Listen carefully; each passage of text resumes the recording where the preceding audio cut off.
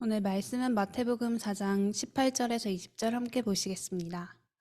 갈릴리 해변에 다니시다가 두 형제 곧 베드로라 하는 시몬과 그의 형제 안드레가 바다에 그물 던지는 것을 보시니 그들은 어부라. 말씀하시되 나를 따라오라 내가 너희를 사람을 낚는 어부가 되게 하리라 하시니 그들이 곧 그물을 버려두고 예수를 따르니라. 아멘. 올해 교회 원단 메시지로 받은 성경 본문을 함께 읽었습니다. 2024년 한 해 동안 하나님께서는 우리에게 예수님을 따라가는 응답을 누리도록 인도하고 계십니다. 그러면서 예수님께서 먼저 우리를 찾아오셨다는 사실을 계속해서 강조하고 있습니다. 그래서 이번 주에는 다시 한번 우리를 먼저 찾아오신 예수님을 기억하고 각인하는 한 주가 되어야겠습니다. 이때 예수님께서 우리를 부르신 이유가 무엇인지를 먼저 확인해야 합니다.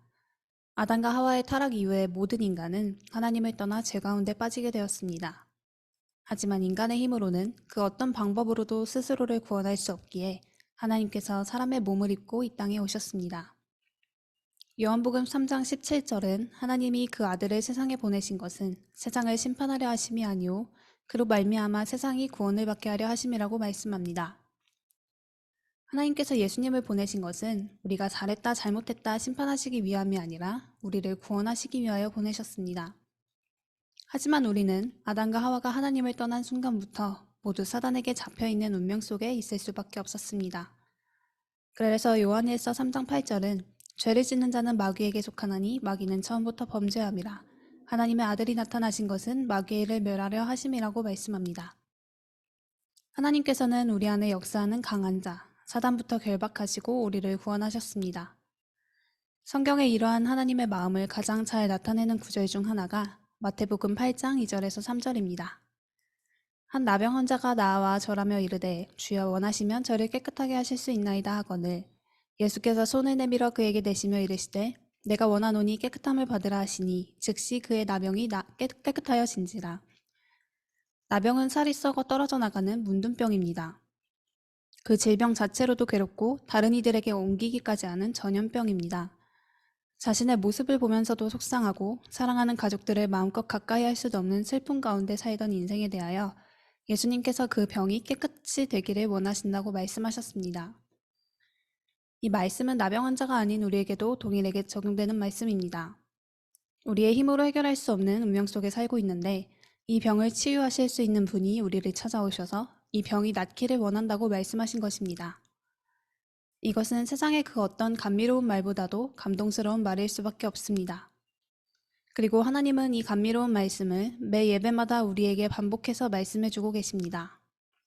우리는 예수님께서 우리를 먼저 찾아오셔서 우리를 하나님의 파수꾼으로 세우셨습니다. 우리가 깨끗이 되기를 원하시고 우리를 통하여 고통받는 다른 영혼들도 나음을 입기를 원하고 계십니다. 이 사실이 하나님께서 세우신 파수꾼으로서 우리가 기억하고 누려야 할 귀중한 내용입니다. 그래서 오늘은 베드로를 찾아오신 예수님께서 무슨 일을 하셨는지 함께 살펴보고자 합니다. 예수님께서는 베드로를 처음 만나자마자 이름부터 바꿔주셨습니다. 요한복음 1장 42절은 예수께서 보시고 이르시되 네가 요한의 아들 시몬이니 장차 게바라 하리라 하시니라. 게바는 번역하면 베드로라고 말씀합니다. 성경은 하나님께서 이름을 바꿔주신 사례들이 덜어 등장합니다. 하나님은 아브람을 아브라함이라 하셨고 야곱의 이름도 이스라엘로 바꿔주셨습니다. 요즘에는 그렇지 않은 경우도 종종 있지만 한국에서는 부모님이 이혼을 하시고 재혼을 하게 되면 새아버지의 성을 따라 이름을 바꾸는 경우가 있었습니다. 미국에서도 여자들이 결혼을 하면 남편의 성을 따라 이름을 바꾸곤 합니다.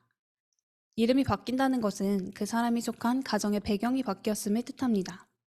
이처럼 시몬과 아브람, 야곱의 이름을 바꿔주신 하나님은 우리에게도 우리의 신분과 배경을 바꿔주시기 원하십니다.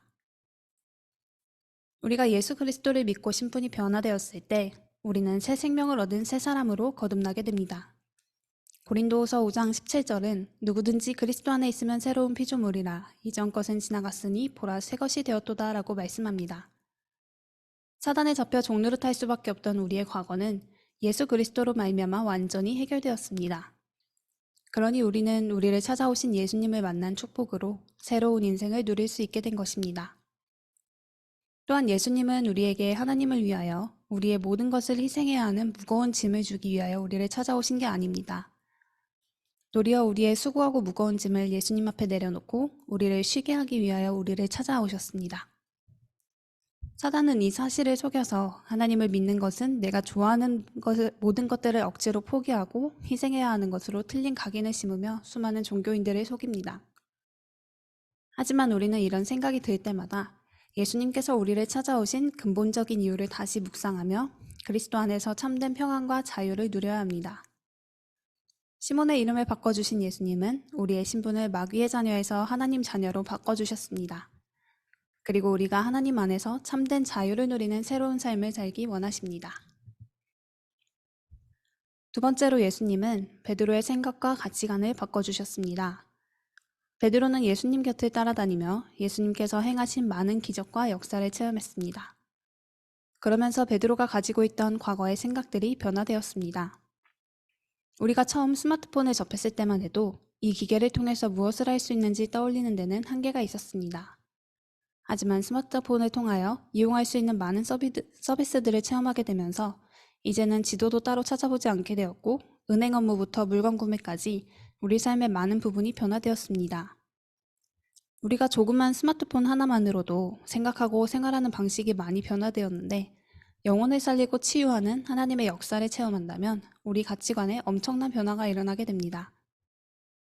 지금까지는 경제, 건강, 지식 등 육신적인 능력이 능력이라고 생각했다면 이제는 우리 삶에 전능하신 하나님의 능력이 나타나는 것이 최고의 능력이라 생각하게 되는 것입니다.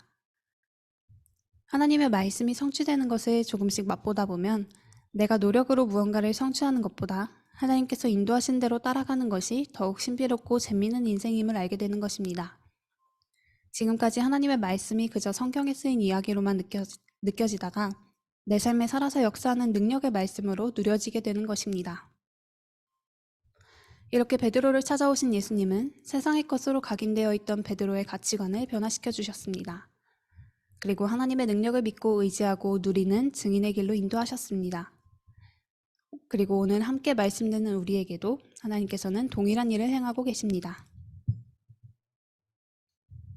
베드로를 찾아오신 예수님은 세 번째로 인생의 목표를 바꿔주셨습니다. 아마 예수님을 만나기 이전의 베드로는 그저 업으로 잘 먹고 잘 사는 것 정도가 인생의 목표였을 것입니다. 하지만 예수님을 만난 베드로는 인생의 방향이 완전히 변화되었습니다. 그리스도를 만나고 나니 그리스도 안에 있는 축복이 너무 커서 배와 그물과 아버지를 버려두고 예수님을 따라갈 만큼 인생의 모든 가치를 복음에서 발견하게 된 것입니다. 우리가 신앙생활을 하다 보면 이것도 하면 안 되고 저것도 하면 안 되고 내 삶을 제약하는 게 너무 많은 것처럼 느껴지기도 합니다. 하지만 복음의 가치를 정말 누리다 보면 그 복음 안에 있는 것이 최고의 축복임을 깨닫게 됩니다. 노아에게 방주를 지으라고 말씀하신 것은 그 안에 최고의 축복이 담겨있기 때문이었습니다. 모세에게 이스라엘 백성을 데리고 출애굽하라고 말씀하신 것 또한 그 안에 최고의 축복이 담겨있기 때문이었습니다. 오늘날 우리에게도 이 복음을 주시고 예배 속에 있으라 말씀하시는 것은 이 안에 최고의 축복이 담겨있기 때문입니다. 세계 복음화라는 하나님의 방향 속에 우리 인생을 향한 최고의 축복이 담겨 있습니다. 세계 복음화를 해야 한다니까 억지로 마음에 담는 게 아니라 정말 하나님께서 성취하시는 그 언약의 여정 속에 들어가는 것이 우리 인생의 참된 행복임을 깨닫게 되는 한 주 되시길 바랍니다.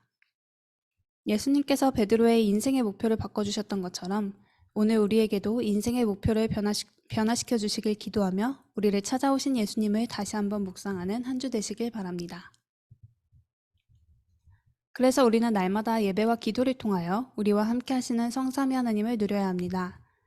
우리와 함께 하시는 하나님을 누리는 시간이 너무 즐겁고 평안해서 자연히 예배와 기도의 우선순위가 높아지는 응답을 누려야 합니다.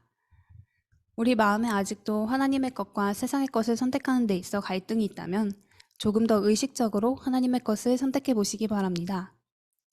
유튜브 알고리즘이 추천해주는 영상 대신 하나님의 말씀을 틀어놓고 나를 조금 더 은혜의 자리에 있도록 하다 보면 우리와 함께 하시는 하나님으로 말미암아 참된 평안을 누리는 응답 속으로 들어가게 됩니다. 이번 한 주간 나를 찾아오신 예수님의 마음을 알고 이 축복을 사실적으로 누리는 한 주 되시길 바랍니다. 기도하겠습니다. 하나님, 하나님을 찾을 수 없는 우리에게 먼저 찾아오셔서 수고하고 무거운 짐을 내려놓으라 말씀하시니 감사드립니다. 이번 한 주간 우리를 찾아오신 예수님을 깊이 묵상하고 지금 우리와 함께 하시는 하나님을 깊이 누리는 한 주 되게 하옵소서. 변화된 우리의 신분에 따라 우리의 모든 생각과 가치관이 변화되게 하시고 하나님이 주신 복음 안에서 우리 인생의 참된 가치를 찾는 한 주 되게 하옵소서. 예수 그리스도 이름으로 기도합니다. 아멘.